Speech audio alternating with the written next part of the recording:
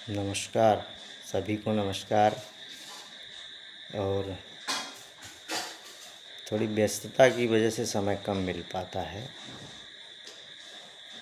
अभी आप लोग चर्चा में देखे होंगे कि ERT पे बहुत लोड है, ICTC पे बहुत लोड है लोड, इसमें कोई डाउट नहीं है।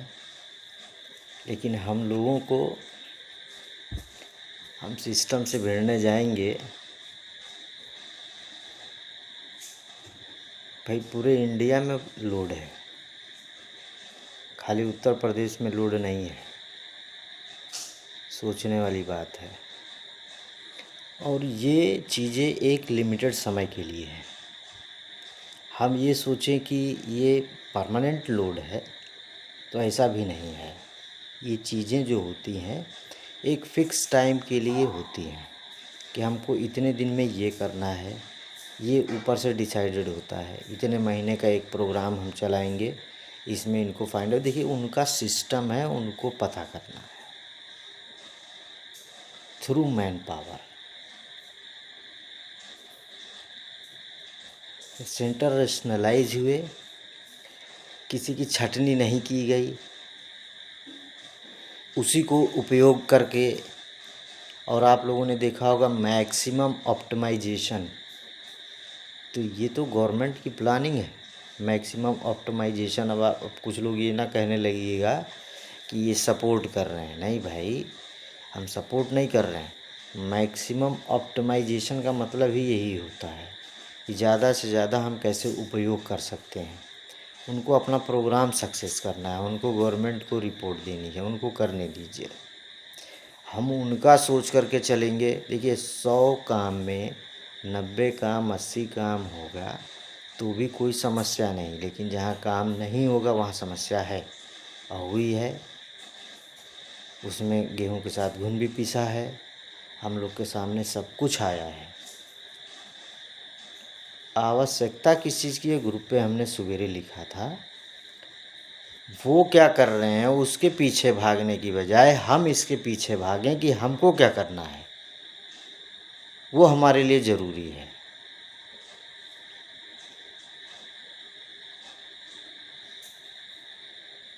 बीस % की फ़ाइल हमने कहा था। देखिए मैं अब आप लोग को रिस्पॉन्ड करता हूँ, आंसर देता हूँ। 20% की फ़ाइल पे हम लोग रुक गए, शांत हो गए। क्यों शांत हो गए? काफ़ी लोग सोचते होंगे कि अचानक से नियमितीकरण जैसी चीज़ लेकर के आ गए, 20% को बीच में छोड़ दिया, रोक दिया। हमने कुछ भी छोड़ा नहीं है और कुछ भी रोका नहीं है। सिंपल सी बात बताएं। समय के साथ हमने अपनी स्ट्रेटजी को चेंज किया है, सिर्फ इतना किया है कि as per requirement, as per demand हम क्या करें। देखिए 20% की फ़ाइल आपकी रेडी है, वो पत्रावली बनवाना नहीं है ना, पूरी रेडी है। नियमितीकरण की कोई फ़ाइल नहीं चली है आज तक। 20% वाले में थोड़ा बहुत उसमें दिया गया है, लेकिन स्पेशली वो फ़ाइल सिर्फ 20% की ही थी और स्टेट का आदेश लगा हुआ है, लेकिन फ़ाइल वो 20% की थी एक्चुअली।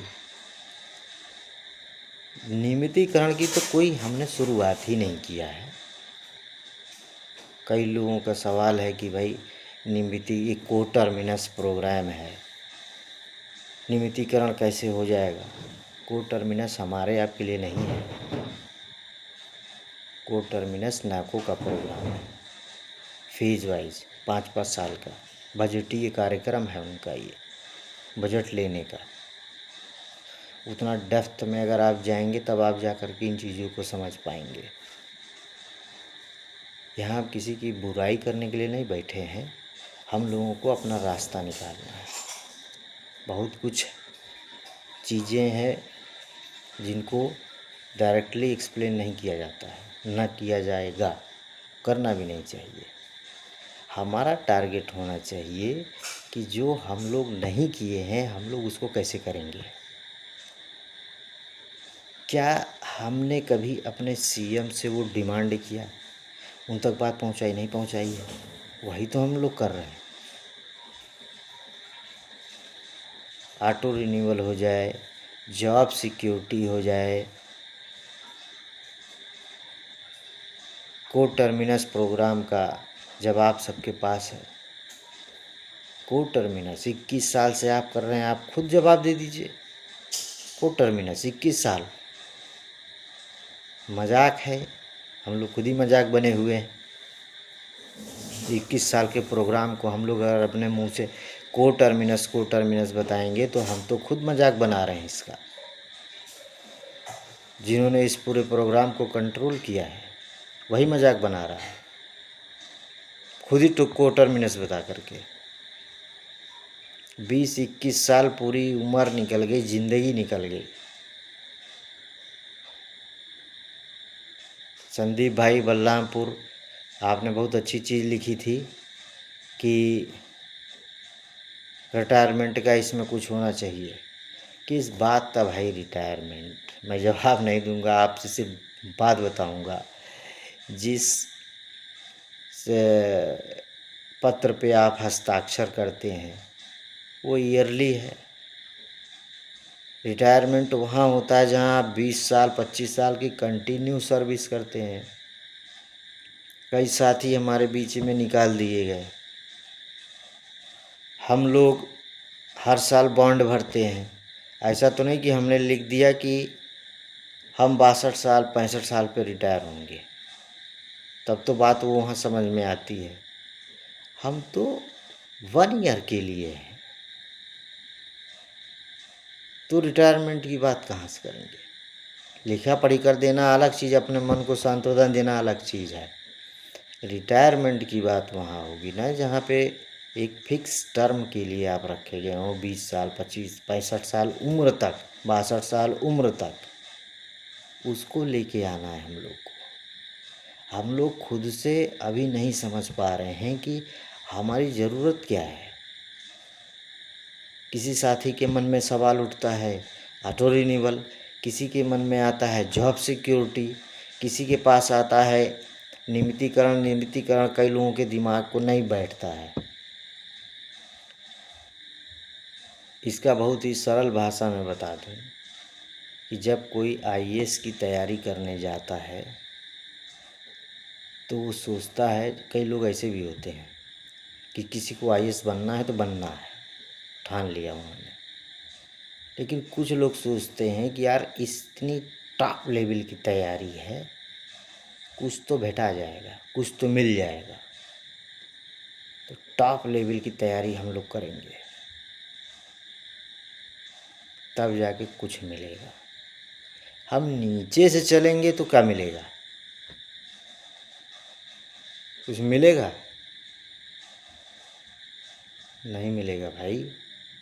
तैयारी नियमितीकरण की करिए। भाई अखिलेश जी ने एक स्टेटमेंट दिया है कि मैं सारे कॉन्ट्रैक्चुअल एम्प्लॉइज़ को परमानेंट कर दूंगा।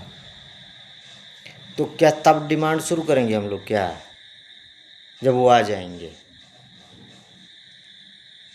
इस गवर्नमेंट में 20% की जब फाइल चली, हकीकत बताऊं आपको, मैं तो प्रत्यक्षदर्शी हूं इस चीज़ का।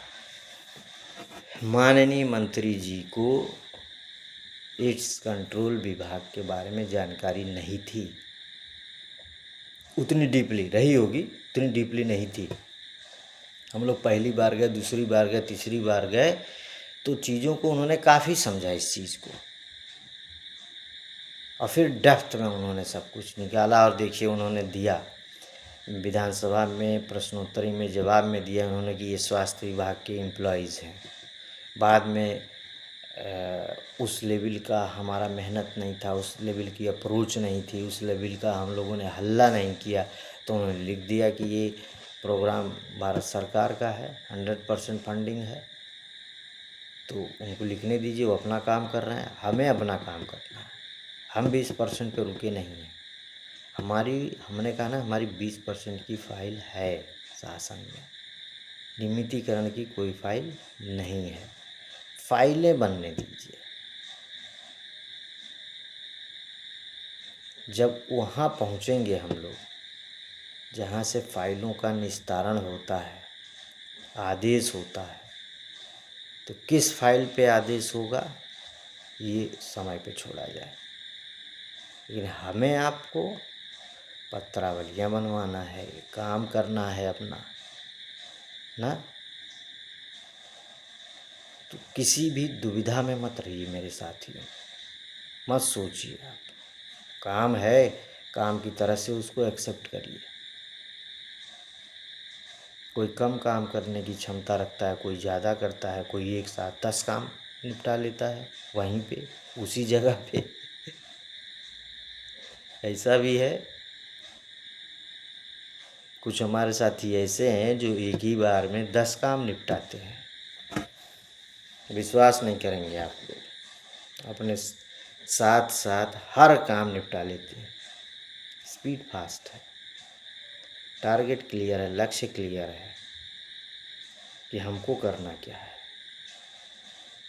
हमें टॉप पे बने भी रहना है, तभी आप जवाब देने लायक रहेंगे, और अपनी बातों को रखना भी है पूरी मजबूती के साथ।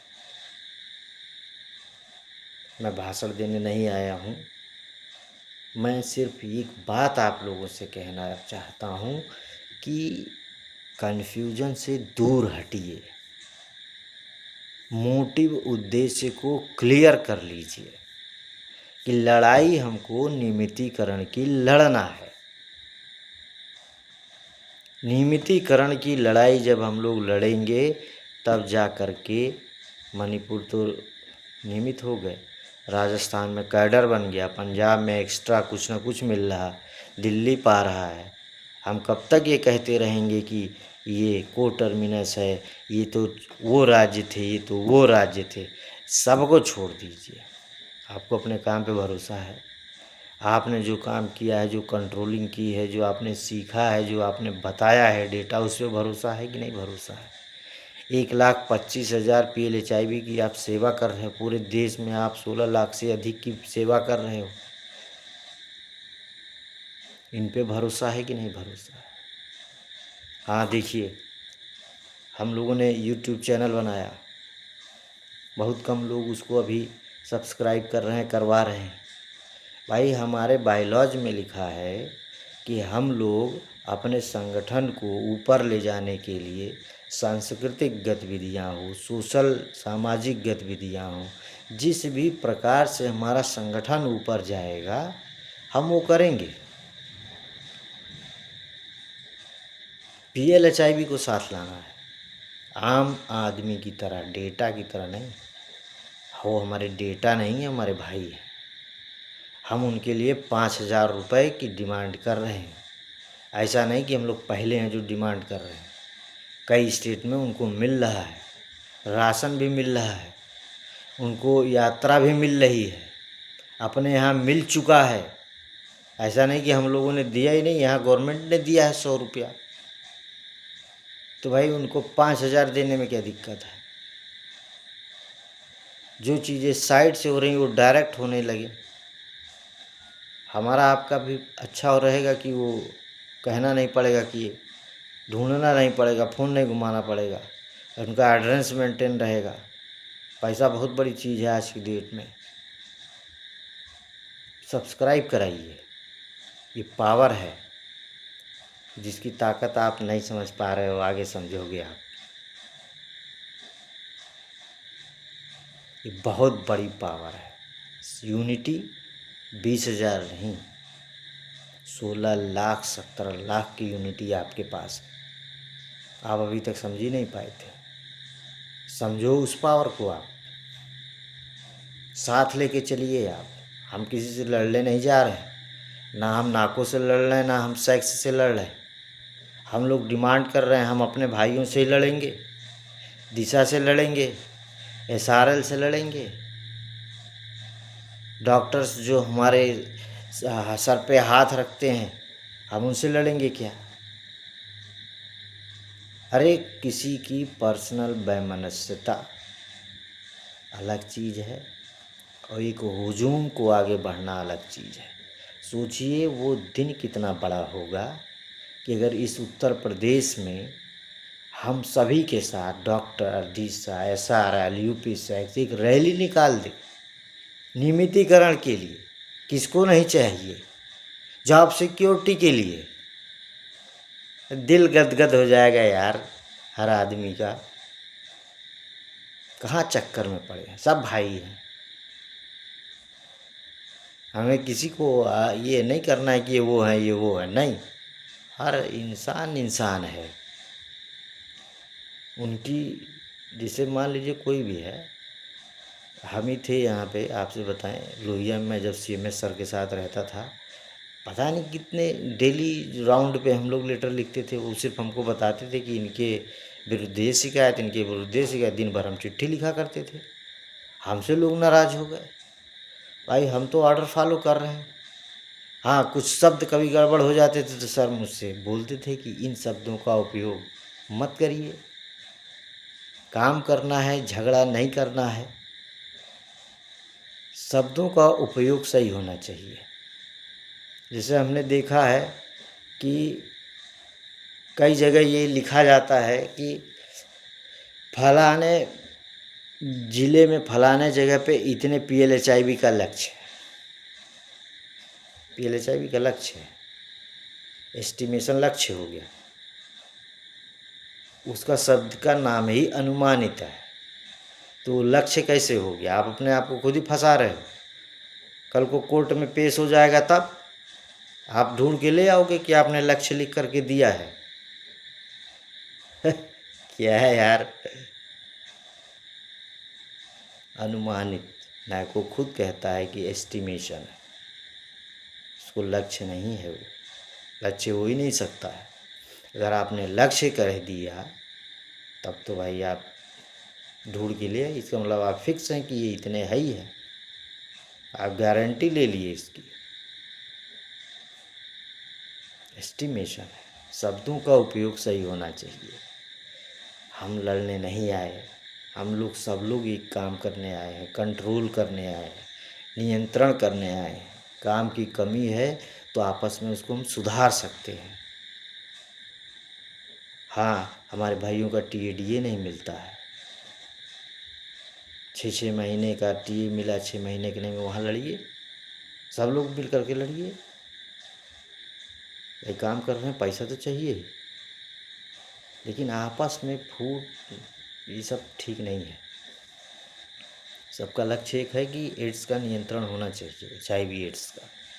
सबको अच्छी सुविधा मिलनी चाहिए, सबका व्यवहार अच्छा होना चाहिए, तो उसको करने में क्या दिक्कत है? और सबको ले करके नियमितीकरण की डिमांड करने में क्या दिक्कत है? कोई दिक्कत नहीं है, सब लोग किया जाएगा, सब लोग चलेंगे, स्ट्रेंथ बढ़ेगी। PLHIV को साथ में लीजिए, 5,000 उनकी डिमांड पूरी करिए, हमारी डिमांड पूरी करिए। वो एज आम आदमी हम डेटा नहीं इस्तेमाल कर रहे, डेटा की कोई बात ही नहीं है।